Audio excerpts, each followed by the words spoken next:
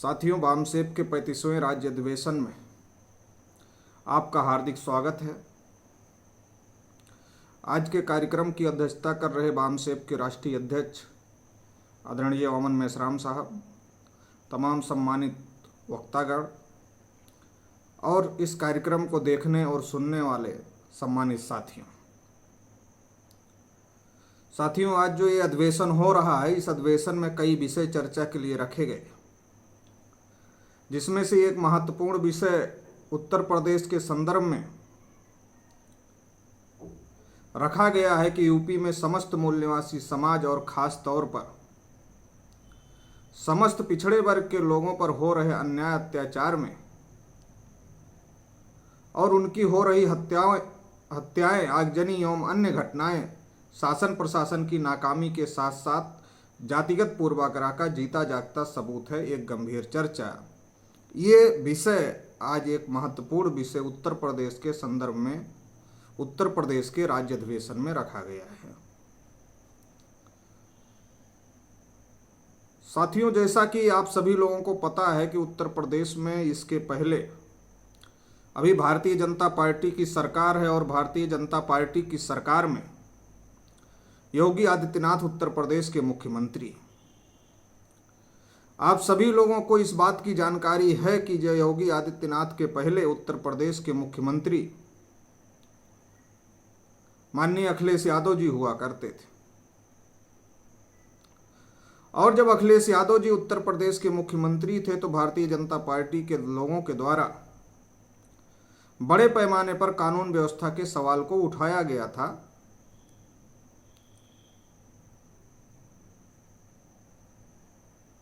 गुंडा राज, जंगल राज की बातें कही गई थी कि अखिलेश के शासनकाल में गुंडा राज, जंगल राज है और भारतीय जनता पार्टी आएगी तो ये गुंडा राज और जंगल राज खत्म करेगी। उत्तर प्रदेश के लोगों को गुंडा राज और जंगल राज खत्म करने के नाम पर वोट लिया। तमाम पिछड़े वर्ग के नेताओं का चेहरा भारतीय जनता पार्टी के लोगों ने दिखाया। स्वामी प्रसाद मौर्य, केशव प्रसाद मौर्य जैसे नेताओं को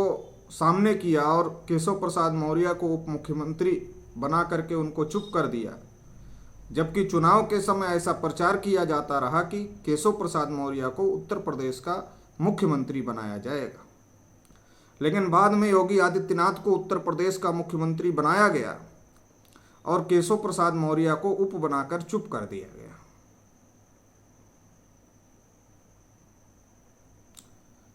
जितने भी पिछड़े वर्ग के नेता हैं उत्तर प्रदेश में, चाहे वो भारतीय जनता पार्टी में, चाहे वो स्वतंत्र देव सिंह हो, चाहे वो स्वामी प्रसाद मौर्य हो, चाहे केशव प्रसाद मौर्य हो या उनके सहयोगी दल के लोग हों,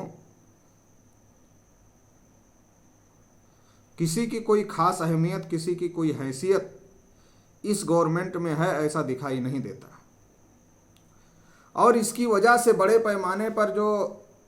आपराधिक प्रवृत्ति के, दबंग प्रवृत्ति के जो ऊंची जातियों के लोग हैं, वो ब्राह्मण और तत्सम ऊंची जातियों के लोगों का मनोबल बहुत ज़्यादा बढ़ गया। और ब्राह्मण और तत्सम ऊंची जातियों के लोगों का मनोबल बढ़ने की वजह से बड़े पैमाने पर पिछड़े वर्ग के लोगों को उसका शिकार बनाया जा रहा है। पिछड़े वर्ग के लोगों को बड़े पैमाने पर इनकाउंटर में मारा गया। पहले यादवों को टारगेट बनाया गया, बाद में कुर्मी कुशवाहा भी उस जद में आ गए, फिर पाल, बघेल, प्रजापति, राजभर, निषाद कश्यप सहित सभी पिछड़े वर्ग की जातियों के ऊपर वर्तमान की जो उत्तर प्रदेश में भारतीय जनता पार्टी की सरकार है, इस सरकार में लगातार अन्याय, अत्याचार और उत्पीड़न हो रहा है। लेकिन जब पिछड़े वर्ग के ऊपर लगातार अन्याय, अत्याचार हो रहा है, चाहे वो केशव मौर्य के गिरीश क्षेत्र का मामला हो, वहाँ कुशवाहा परिवार की हत्या की गई, कुशवाहा की हत्या की गई, चाहे वो प्रतापगढ़ में पटेलों के घर पर आगजनी करने का मामला हो, उनके जानवरों को जलाने का मामला हो, चाहे कानपुर में पाल लड़की के साथ बलात्कार का मामला हो, चाहे जौनपुर में निषाद लड़की के साथ में बलात्कार का मामला हो, या आगरा में कुशवाहा सैनी समाज की लड़की के साथ में बलात्कार का मामला हो, या पुष्पेंद्र यादव के हत्या का मामला हो, लगातार पिछड़े वर्ग के ऊपर जब से उत्तर प्रदेश में भारतीय जनता पार्टी की सरकार आई है, लगातार पिछड़े वर्ग के ऊपर अन्याय और अत्याचार हो रहे हैं। और पिछड़े वर्ग की सभी जातियों के ऊपर अन्याय अत्याचार हो रहे हैं। इसके साथ शेड्यूल कास्ट और शेड्यूल ट्राइब के ऊपर भी अन्याय अत्याचार हो रहे हैं। सोनभद्र में आदिवासियों के ऊपर किस तरीके से का अत्याचार हुआ, ये सभी को पता है। कई शेड्यूल कास्ट के लोगों की हत्याएं की गई। तो लगातार SC ST OBC के ऊपर बड़े पैमाने पर भारतीय जनता पार्टी की सरकार जब से उत्तर प्रदेश में आई है, लगातार उनके घर जलाए जा रहे हैं, उनकी बहन बेटियों के साथ में बलात्कार किए हो रहे हैं, और लगातार फर्जी इनकाउंटर में पिछड़े वर्ग के लोगों को शिकार बनाया जा रहा है। तो ये जो लगातार घटनाएं पिछड़े वर्ग के लोगों के साथ में हो रही है, ये जो लगातार पिछड़े वर्ग के लोगों के ऊपर अन्याय और अत्याचार हो रहा है, तो आखिर सवाल ये खड़ा होता है कि भारतीय जनता पार्टी की सरकार किसने बनाई? क्या ब्राह्मण और तत्सम ऊंची जातियों के वोट से ही भारतीय जनता पार्टी की सरकार बनी? तो ये बात स्पष्ट हो जाती है, केवल ब्राह्मण और तत्सम ऊंची जातियों के वोटों के आधार पर भारतीय जनता पार्टी की सरकार नहीं बनी, बल्कि भारतीय जनता पार्टी की सरकार को बनाने का काम पिछड़े वर्ग के लोगों ने किया। कुछ ने केशव प्रसाद मौर्य का चेहरा देख करके वोट दिया,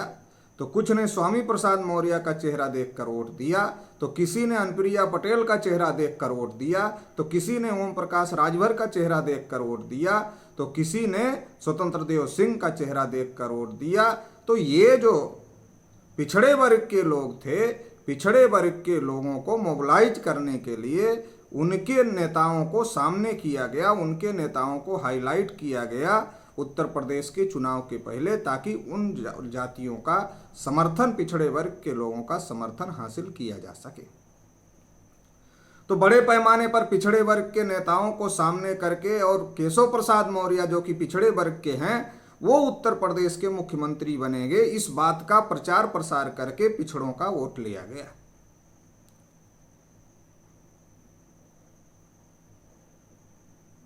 दूसरा, हिंदू के नाम पर पिछड़े वर्ग के लोगों का वोट लिया गया।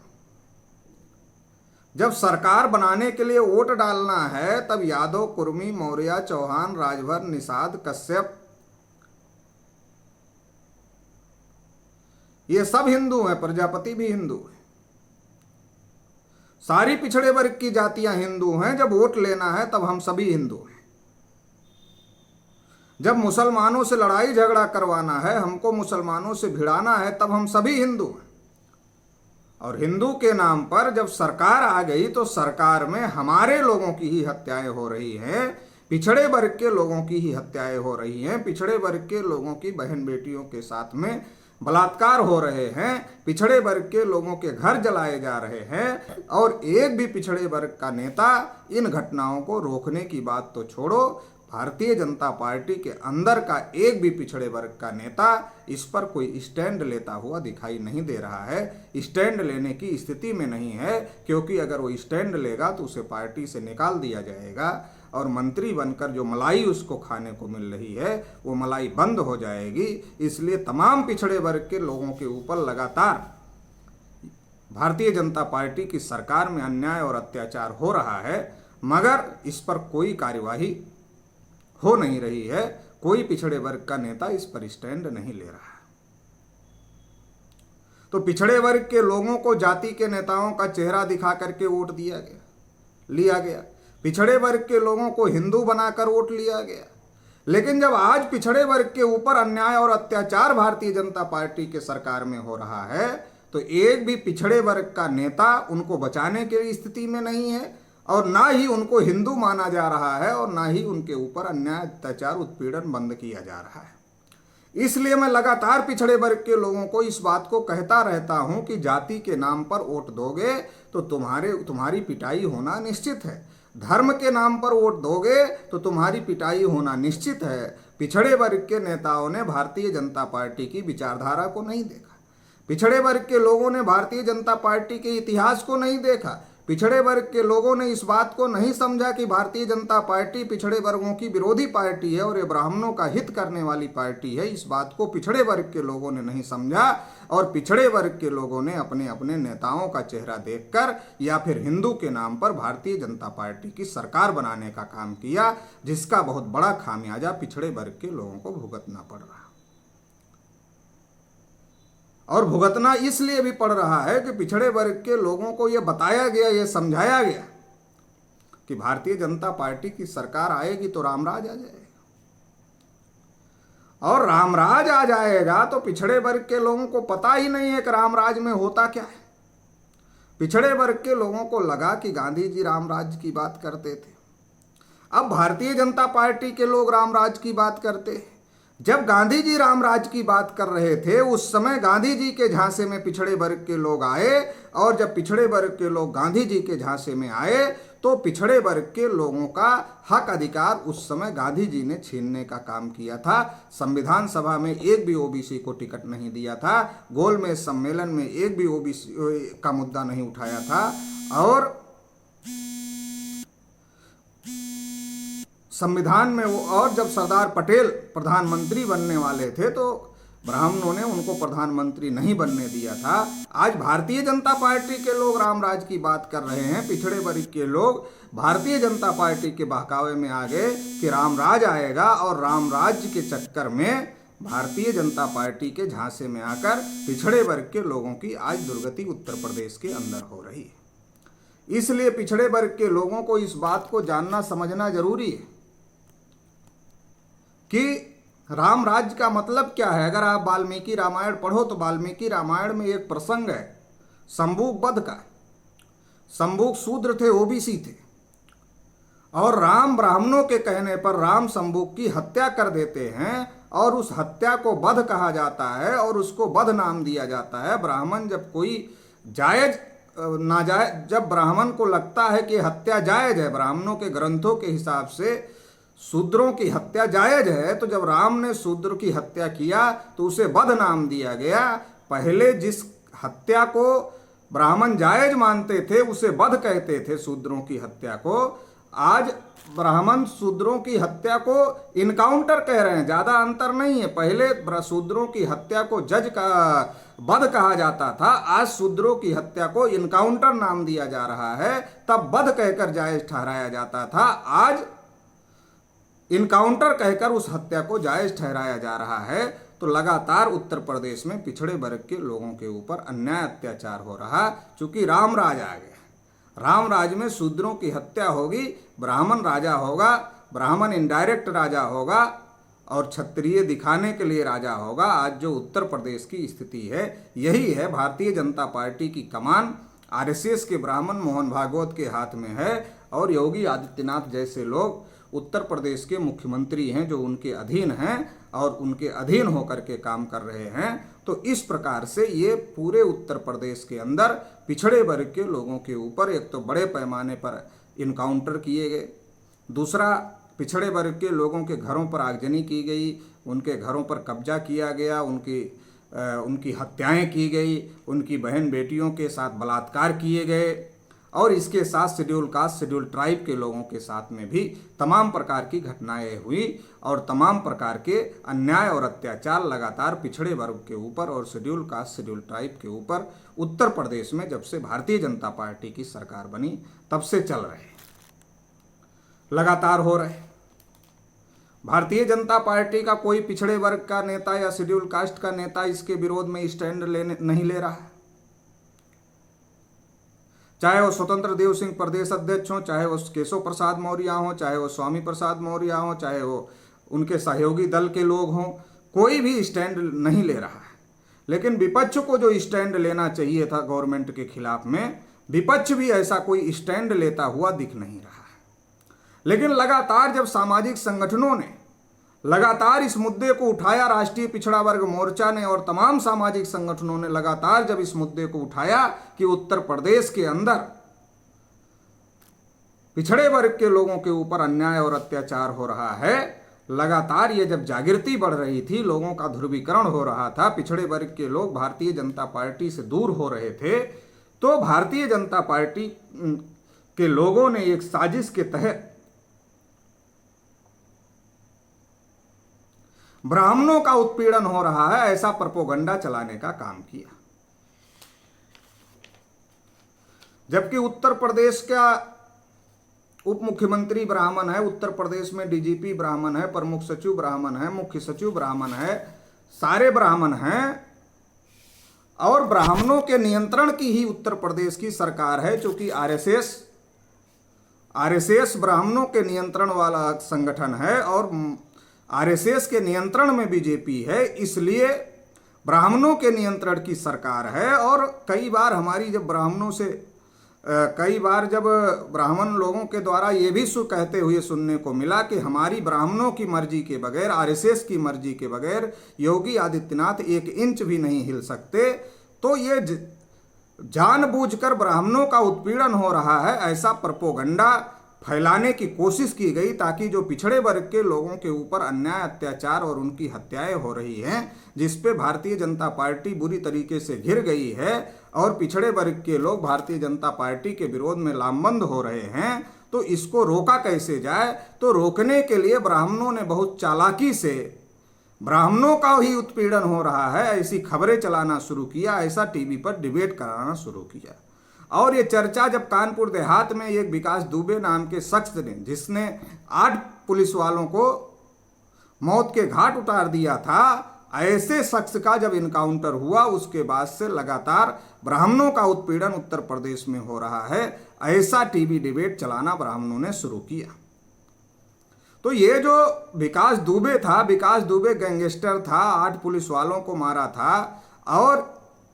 विकास दुबे का इनकाउंटर करने के पीछे को जो विकास दुबे के पीछे के ब्राह्मण थे, जो विकास दुबे को संरक्षण दे रहे थे, उन ब्राह्मणों को बचाने का मकसद था विकास दुबे का इनकाउंटर करना। तो विकास दुबे का इनकाउंटर तो ब्राह्मणों ने ब्राह्मणों को ही बचाने के लिए किया, अपने लोगों को ही जो उनको संरक्षण दे रहे थे उनको बचाने के लिए किया, लेकिन इसका राजनीतिक फायदा उठाने के लिए और इसको पिछड़े वर्ग के साथ जो अन्याय अत्याचार हो रहा था उस मुद्दे को दबाने के लिए कहीं पिछड़े वर्ग के लोग नेता आ नहीं रहे थे पिछड़े वर्ग के मुद्दों को लेकर के सड़क पर, लेकिन जब बड़े पैमाने पर सामाजिक संगठनों ने आवाज उठाई तो तमाम नेता इस बात के लिए मजबूर हो गए थे कि वो पिछड़े वर्ग के नेता पिछड़े वर्ग के मुद्दों पर सामने आने की कोशिश कर रहे थे। तो ब्राह्मणों को लगा कि अगर पिछड़े वर्ग का उत्पीड़न हो रहा है, पिछड़े वर्ग के ऊपर अन्याय अत्याचार हो रहा है, ये खबर अगर हर पिछड़े वर्ग तक पहुंच गई तो पिछड़ा वर्ग तो भारतीय जनता पार्टी से कट जाएगा, और अगर पिछड़ा वर्ग भारतीय जनता पार्टी से कट जाएगा तो भारतीय जनता पार्टी उत्तर प्रदेश में सरकार बना नहीं सकती। जो बात भारतीय जनता पार्टी के ब्राह्मणों को समझ में आ रही है, वो बात अखिलेश यादव और मायावती को समझ में नहीं आ रही है। अखिलेश यादव और मायावती इस लाइन को पकड़ लिया जो लाइन ब्राह्मणों ने शुरू किया कि ब्राह्मणों का उत्पीड़न हो रहा है। आरएसएस के ब्राह्मणों ने शुरू किया कि ब्राह्मणों का उत्पीड़न हो रहा है, टीवी पर डिबेट चलाई गई, ब्राह्मणों का उत्पीड़न हो रहा है। अखिलेश और मायावती को ये लगता है कि ब्राह्मण इतने बेवकूफ़ लोग हैं कि वो ऐसी परिस्थिति निर्माण कर रहे हैं कि ब्राह्मण उनके विरोध में अखिलेश और मायावती को मजबूत करेंगे, ये इनको लगता है। लेकिन ये बात सही नहीं है। पिछड़े वर्ग का मुद्दा दबाने के लिए ब्राह्मणों का उत्पीड़न हो रहा है, इस बात का कि झूठी खबरें, झूठी अफवाहें फैलाई जा रही हैं, जबकि बड़े पैमाने पर पिछड़े वर्ग के लोगों का उत्पीड़न उत्तर प्रदेश के अंदर हो रहा है। इस बात को अखिलेश यादव और मायावती को भी समझने की ज़रूरत है। जो पिछड़े वर्ग और शेड्यूल कास्ट के हमारे नेता हैं उनको समझने की ज़रूरत है। ब्राह्मणों ने यह चाल समझा कि हम तो भारतीय जनता पार्टी को वोट करेंगे, क्योंकि भारतीय जनता पार्टी ही ब्राह्मणों की असली पार्टी है, कांग्रेस पार्टी ब्राह्मणों की असली पार्टी है, तो वो कांग्रेस और भारतीय जनता पार्टी में जो मजबूत रहेगा उसको वोट करेंगे, ये तो ब्राह्मणों को पता है। लेकिन ब्राह्मणों ने सोचा जब हम ऐसी खबरें चलाएंगे, क्योंकि क्षत्रियों को भी हमने कोई खास प्रतिनिधित्व ना तो उत्तर प्रदेश के मंत्रिमंडल में दिया है, केवल योगी आदित्यनाथ उत्तर प्रदेश के मुख्यमंत्री हैं, और देश में राजनाथ सिंह केवल एक मंत्री हैं, बाकी क्षत्रियों को भी कोई खास प्रतिनिधित्व हम लोगों ने नहीं दिया है। तो क्षत्रियों को अभी प्रशासन में कोई खास हिस्सेदारी नहीं है और हर महत्वपूर्ण पद पर ब्राह्मण ही बैठे हुए हैं। तो इससे क्षत्रियों का एक तो जब ये चलेगा कि योगी आदित्यनाथ क्षत्रियों के लिए कर रहा है, ब्राह्मणों का के विरोध में है, तो क्षत्रियों का वोट भी ब्राह्मणों के साथ में जुड़ जाएगा, भारतीय जनता पार्टी के साथ में मजबूत हो जाएगा। क्योंकि योगी आदित्यनाथ तो भारतीय आरएसएस के ब्राह्मणों के अधीन हैं, तो वो तो ब्राह्मणों का काम ही करेंगे, लेकिन लोगों को देखने में ये लगेगा कि नहीं, तो इससे जो है क्षत्रियों का वोट भी मजबूत करने का भारतीय जनता पार्टी का तरीका है, ब्राह्मणों का षड्यंत्र है। ब्राह्मण तो जुड़े ही जुड़े हैं, क्षत्रियों को भी अपने साथ में मजबूत कर और ज़्यादा मजबूती से जोड़ने का एक तो साजिश है। दूसरी सबसे बड़ी साजिश जो है वो पिछड़े वर्ग के जो इनकाउंटर हो रहे थे, जो पिछड़े वर्ग की हत्याएं हो रही थी, जो पिछड़े वर्ग के ऊपर अन्याय अत्याचार हो रहे थे, उन सारी चीज़ों पर पर्दा डालने के लिए ब्राह्मणों का उत्पीड़न हो रहा है। ऐसा करने के लिए सारी राजनीति को ब्राह्मणों के इर्द गिर्द घुमाने का, ब्राह्मणों तक सेंट्रलाइज करने का कार्यक्रम ये आरएसएस के ब्राह्मणों की बहुत बड़ी चाल है, बहुत बड़ा जाल है, जिसमें पिछड़े वर्ग के नेता फंस चुके हैं। तो उत्तर प्रदेश के अंदर ये जो बड़े पैमाने पर ये अन्याय और अत्याचार पिछड़े वर्ग के लोगों के ऊपर हो रहे हैं, इसका मुख्य कारण, मुख्य वजह यही है कि पिछड़े वर्ग के लोग एक तो हिंदू के नाम पर भारतीय जनता पार्टी को वोट देते, दूसरा पिछड़े वर्ग के लोग जाति के नेताओं को ध्यान में रख करके भारतीय जनता पार्टी को वोट दे करके सरकार बनाई, और इसकी वजह से पिछड़े वर्ग के लोगों का बड़े पैमाने पर उत्पीड़न हो रहा है। लेकिन उत्पीड़न हो रहा है मगर इनकी चर्चा भी नहीं हो रही है, और जिनकी सरकार है, हर पदों पर जिन ब्राह्मणों का कब्जा है, उनका उत्पीड़न हो रहा है, ऐसी चर्चा हो रही है। और दुख की बात यह है कि जो हमारे पिछड़े समाज के नेता हैं, शेड्यूल कास्ट के नेता हैं, वो नेता भी ब्राह्मणों के सुर में सुर मिलाने की बात कर रहे हैं, और ब्राह्मणों के सुर में सुर मिला करके वो कह रहे हैं कि नहीं, उत्तर प्रदेश में ब्राह्मणों का उत्पीड़न हो रहा है। ब्राह्मण और क्षत्रिय जो वर्चस्व की लड़ाई दिखा रहे हैं ब्राह्मण, ये लड़ाई दिखा रहे हैं, ये दिखाने के लिए है, ये वास्तविक लड़ाई नहीं है। अभी एक बड़ा मुद्दा खड़ा हो गया कि हम परशुराम की मूर्ति लगाएंगे। अखिलेश यादव ने कहा कि हम परशुराम की मूर्ति लगाएंगे, तो मायावती ने कहा कि हम अखिलेश यादव से भी बड़ी मूर्ति परशुराम की लगाएंगे। तो कुल मिलाकर के अगर अखिलेश यादव समाजवादी हैं तो उन्हें तो ऐसा नहीं कहना चाहिए था कि हम परशुराम हत्यारे की मूर्ति लगाएं। अगर अखिलेश यादव समाजवादी हैं तो कहते हम डॉक्टर राम मनोहर लोहिया की मूर्ति लगाएंगे, बात समझ में आती। अगर अखिलेश यादव समाजवादी हैं और अपने को अच्छा मुख्यमंत्री मानते हैं तो इस उत्तर प्रदेश के सबसे अच्छे वित्त मंत्री रामस्वरूप वर्मा जी ने, जिन्होंने कहा, वो कहते हम रामस्वरूप वर्मा की मूर्ति लगाएंगे, वो कहते हम पेरियाल ललई यादव की मूर्ति लगाएंगे, वो कहते हम बाबा साहब अंबेडकर की मूर्ति लगाएंगे, जिन्होंने सबको हक अधिकार संविधान में दिया। बहन जी कहती कि हम मान्यवर काशीराम की मूर्ति लगाएंगे, या छत्रपति साहू महाराज की बहुत बड़ी मूर्ति लगाएंगे, या पिछड़ों के बहुत बड़े नायक ज्योतिबा फूले की बहुत बड़ी मूर्ति लगाएंगे। अगर ये बातें जगदेव बाबू कुशवाहा की मूर्ति लगाएंगे, अगर ये बातें हमारे समाज के लोग कहते, तो हमारे समाज के नेता कहते, तो हमारे लोग उससे जुड़ सकते थे।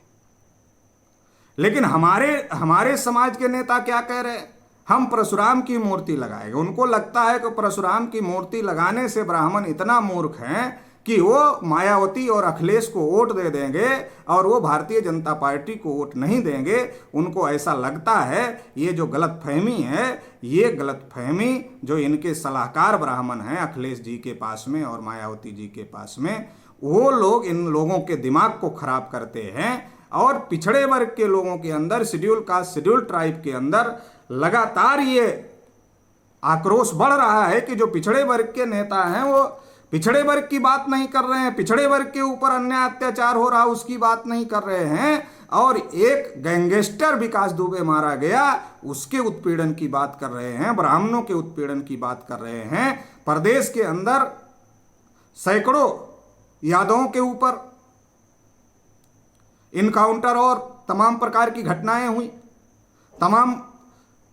दूसरी पिछड़ी जातियों के ऊपर हुई, लेकिन इसके बारे में समाजवादी पार्टी या बहुजन समाज पार्टी ने कोई स्टैंड नहीं लिया। और ब्राह्मणों के वोटों के चक्कर में, ब्राह्मणों के चढ़ावे में आकर के, ब्राह्मणों की गुमराही में आकर के ये लोग इस प्रकार की बातें कर रहे हैं जिससे ये दोनों तरफ से कटेंगे। एक तो इनका ऊपर का समाज भी कटेगा, एक तो इनका समाज इनको छोड़ने का काम करेगा, दूसरा ब्राह्मण तो इनके पास आने वाले नहीं हैं। तो ये जो स्थिति उत्तर प्रदेश में है, इस स्थिति को बदलने की जरूरत है और इस स्थिति को बदलने का काम बामसेब जैसे संगठन कर सकते हैं। बामसेब जिस तरीके से जागृति फैलाने का काम कर रहा है, बामसेब जिस प्रकार से जागृति फैलाने का काम कर रहा है, इससे आरएसएस बीजेपी में बहुत ज़्यादा खौफ का माहौल है, बहुत ज़्यादा भय का माहौल है। लगातार वो जो मुद्दे उठाते हैं, उन मुद्दों को बामसेब काउंटर करने का काम करता है। जैसे जब उन लोगों ने राम मंदिर का झुंझुना दोबारा ओबीसी को पकड़ाने की कोशिश किया, पहले 92 में ओबीसी को राम मंदिर के नाम पर लड़ाया और मंडल कमीशन के सारे अधिकार खत्म कर दिए। दोबारा जब बीजेपी ओबीसी के साथ अन्याय अत्याचार कर रही है, ओबीसी की गिनती नहीं हो रही है, संख्या के अनुपात में आरक्षण नहीं मिल रहा है, रिजर्वेशन प्रमोशन नहीं मिल रहा है, नौकरियां नहीं मिल रही हैं, निजीकरण हो रहा है, यूपीएससी जैसे एग्जाम में धांधली की जा रही है, तो ये जो नीट में रिजर्वेशन नहीं मिल रहा है, ये जो तमाम मुद्दे हैं, इन तमाम मुद्दों के बारे में आज पिछड़े वर्ग के लोग और शेड्यूल कास्ट शेड्यूल ट्राइब के लोग जागृत हैं। तो ये बामसेब की बहुत बड़ी उपलब्धि है, बहुत बड़ी देन है और इसलिए इस बार ओबीसी के लोगों ने साफ साफ इस बात को बता दिया कि हम तुम्हारे झांसे में आने वाले नहीं हैं, हमें मंदिर का झुंझुना नहीं चाहिए, हमें हमारा अधिकार चाहिए। लेकिन काश यही बात अखिलेश यादव को, यही बात मायावती को समझ में आती कि मूर्ति का झुंझुना मत दो, मूर्ति की बात मत करो, पिछड़े वर्ग के हक अधिकार की बात करो तो पिछड़ा वर्ग लामबंद हो जाएगा। लेकिन वो ऐसा नहीं कर पा रहे हैं। तो इसलिए हम तमाम लोगों को इस बात को सोचने की ज़रूरत है, समझने की ज़रूरत है कि ये जागृति ज़्यादा से ज़्यादा समाज के अंदर फैलाया जाए ताकि जैसे हम अपने समाज को जागृत कर सकें और सही दिशा में जो हमारे हक अधिकार की लड़ाई है, उस हक अधिकार की लड़ाई को हम लोग लड़ सकें और अपने तमाम नेताओं को लड़ने के लिए मजबूर कर सके। चूँकि लोकतंत्र में जिनकी चर्चा होती है, उन्हीं की समस्याओं का समाधान होता है, उन्हीं को हक अधिकार मिलता है। आज ब्राह्मणों का हर जगह कब्जा है, हर जगह नियंत्रण है, उनकी मुट्ठी में केंद्र और कई राज्यों की सरकार है, उत्तर प्रदेश की सरकार उनकी मुट्ठी में है। लेकिन फिर भी आज ब्राह्मण ही चर्चा का विषय बना हुआ है कि ब्राह्मणों का उत्पीड़न हो रहा है। कल अगर सरकार बदलेगी तो भी इसका श्रेय ब्राह्मणों को जाएगा और हम जो SC ST OBC के लोग जो उत्पीड़ित हैं, जो प्रताड़ित हैं, हम जो सरकार बदलने का काम करेंगे तो इसका श्रेय भी ब्राह्मण ले जाएगा और फिर हमारा उत्पीड़न ब्राह्मण ही सरकार में खास लोगों के साथ खास हो जाएंगे और वो खास होकर के वो हमारा उत्पीड़न करने का काम खास हो जाएंगे और खास होकर वो हमारा उत्पीड़न करने का काम करेंगे। इसलिए जाति छोड़ो, धर्म, जाति और धर्म के नाम पर वोट मत करो, जाति और धर्म के नाम पर नेता मत चुनो। अगर जाति और धर्म के नाम पर नेता चुनोगे तो इसी प्रकार से उत्पीड़न होते रहेंगे। तमाम पिछड़े वर्ग के लोगों को, तमाम SC ST OBC के लोगों को इस जुल्म जाति के विरोध में मिलजुल कर लड़ाई लड़ने की ज़रूरत है और मिलजुल करके लड़ाई लड़के ये जो नाइंसाफ़ी का निजाम चल रहा है, इस निजाम को ख़त्म करने की ज़रूरत है, ध्वस्त करने की ज़रूरत है। इतना ही कहते हुए आप सभी लोगों ने मेरी बातों को ध्यान से सुना, इसके लिए आभार, धन्यवाद। जय मूल्यास।